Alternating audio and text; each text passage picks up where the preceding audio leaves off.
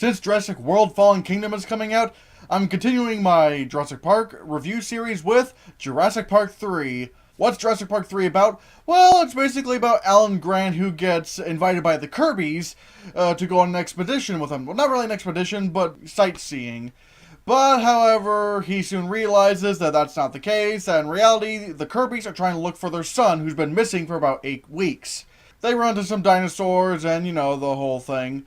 Now, even though there are some people that will defend The Lost World Jurassic Park, not a lot of people defend Jurassic Park 3. A lot of people really hate Jurassic Park 3. Even longtime devotees to the Jurassic Park franchise still hate Jurassic Park 3. Except me. I'm not trying to say that I think this movie's great. It's not great. There are quite a few problems, and I'll get to those later on. But I do feel like Jurassic Park 3 gets a little bit too much hate, in my opinion. First of all, I really love Spinosaurus. Like, ever since I saw this movie as a kid, like, when Spinosaurus showed up, I was like, oh my goodness, this is amazing. Like, this creature is just downright bonkers awesome. Now, granted, now we know that Spinosaurus looked like this. Yeah, I'll just put a little graphic right here. But, yeah, Spinosaurus still looks amazing. And it's one of the weirdest dinosaurs I've ever seen in my life. Especially since the new reconstructions. Now, some people have complained about the whole T-Rex versus Spinosaurus fight where, oh no, T-Rex lost, so automatically we gotta hate this scene now. And I'm like, why? Is it like just because T-Rex lost? Oh no, T-Rex lost in a fight. The world's gonna end. I'm like, why is that a big problem with this movie? Why is it such a big problem that T-Rex was killed in the fight? I mean, it didn't really bother me all that much. I thought it was a pretty cool fight. Could it have been longer? Yeah, it could have been longer, but I mean, for what I got, I was fine with it. I thought it was a pretty cool fight. Although the CGI at times was a little bit off, but I'll get to the CGI here in a bit. Another thing I loved about this movie were the designs of the Velociraptors, which I think is probably the best that the entire Jurassic Park series has had so far. These designs are a lot more bird-like, and even incorporating a little bit of quill feathers, even though Velociraptor didn't have that, it's still pretty cool to see that they're at least trying to make the Velociraptors a little bit more bird-like. And even the ashy kind of texture that the raptors have. Ooh, I really like that. And the animatronics for the raptors are, wow, the animatronics are really good. Like, at times it kind of looks like a real animal. Although I can't really say the same for the other animatronics in this movie. And of course, Sam Neill is still fantastic as Alan Grant. Even after 8 years, he still knows this character inside and out. He's great. I just love Sam Neill as Alan Grant. One criticism I never really got was that the complaint that Alan Grant and Ellie broke up. I don't really get that. I mean, it's not like they hate each other now. They're still really good friends. They still care about each other. It just so happens that they went on different paths in terms of romantic relationships. And I think that's fine. I mean, life happens like that. And some people say that this lessens the impact of the first movie.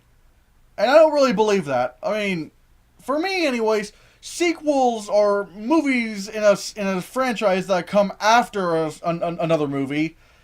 The sequels don't tarnish the originals. I just don't really understand that mindset. So, I mean, Also, as a little tidbit, when I was a kid, I watched a lot of Sesame Street, including Elmo's World, which is kind of a really big contrast considering I would watch Sesame Street and then watch movies like Jurassic Park 3. But whatever the case, I noticed something when I was watching Jurassic Park 3, because if you don't know about Sesame Street, there's a segment called Elmo's World, and in Elmo's World, there's a character called Mr. Noodle. But then he had a brother named Mr. Noodle. And apparently, Mr. Noodle, like the other Mr. Noodle, was played by Michael Jeter, who also played Udesky in Jurassic Park 3. So whenever I would see him, I was like, oh, it's Mr. Noodle Guy! Yay! And then yesterday, when I was looking up Mr. Noodle to make sure it was the right guy, I noticed something pretty quickly. Because I'm gonna let you see, here firsthand. Apparently, there is an entire family of Mr. Noodles. So yeah, you have Mr. Noodle and you have his brother Mr. Noodle. But then, as you scroll down, you start to realize, like, there's so many members of the Noodle family. There's Mr. Noodle, Mr. Noodle, Mrs. Noodle, played by Kristen Chenoweth of all people. Then there's another Miss Noodle. Then there's another Mr. Noodle. And then there's another Mr. Noodle. And then there's another Mrs. Noodle. Wait, why do I keep saying Mrs.? It's Miss. None of the Miss Noodles are married. They're just Miss Noodle. And earlier today, I found out that in the Elmo's World live stage show, there was apparently another Mr. Noodle who was Mr. Noodle's nephew, but we don't know who's Mr. Noodle's nephew that was.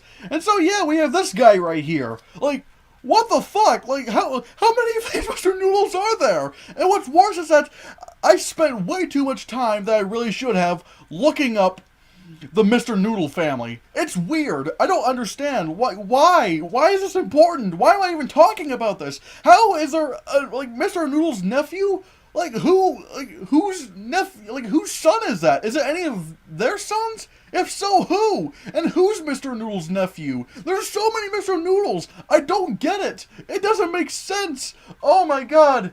I'm actually having a breakdown over the Mr. Noodle family. Please help me. Also, I just noticed this. Like, you know how, how in Jurassic Park 3 they change a camera battery with a D battery from a flashlight?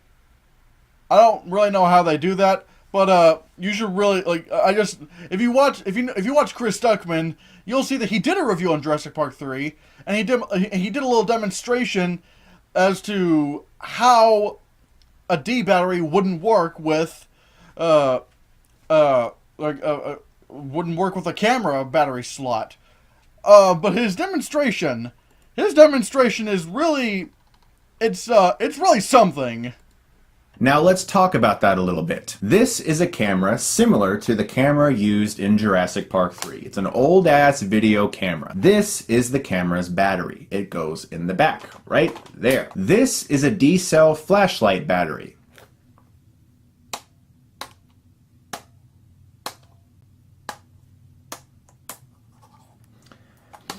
I don't think it fucking works.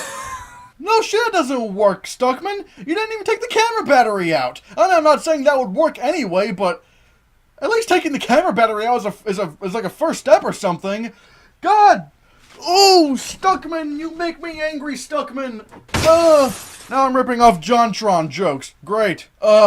Just a disclaimer. It's a joke. Like, don't put hate on Chris Stuckman, please.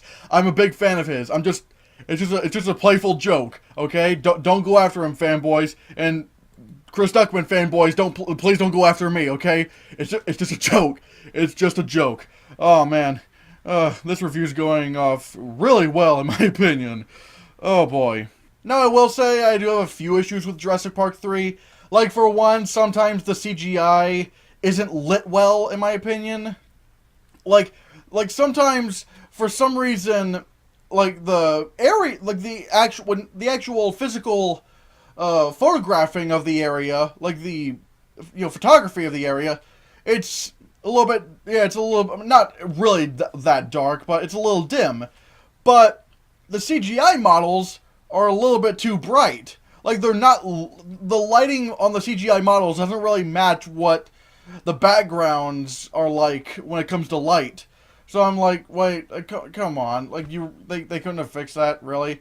There are a lot of shots that still look really good to this day, but I will say there are a couple shots where the lighting is off on the CGI models. And I will say the Spinosaurus animatronic is kind of crappy, because it just looks like a theme park ride kind of thing. Like, yeah, it doesn't look all that good.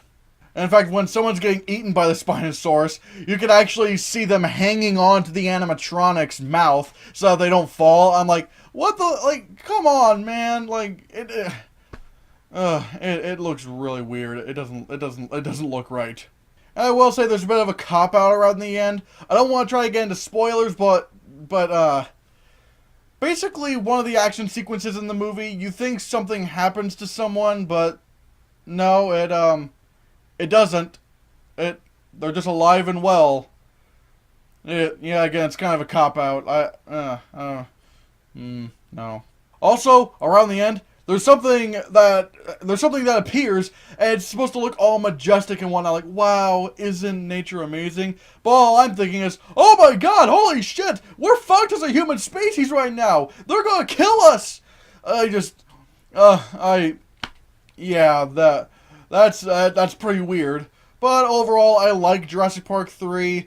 It's not great by any stretch of the imagination, and there are quite a few elements that don't work, but you know, I still find it to be pretty enjoyable. It is a bit of a disappointment when compared to the first movie, but you know, whatever. I could still watch Jurassic Park 3 just fine, and so I'm going to be giving Jurassic Park 3 a 7 out of 10.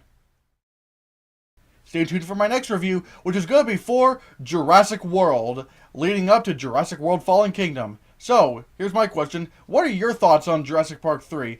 Let me know down in the comments below what you think. Thank you so much for watching. Give this video a like. Share the video so we can get the channel circulated. Don't forget to support my Patreon on my Patreon page. And don't forget, people, if you're trying to change a battery, make sure you take the battery out first.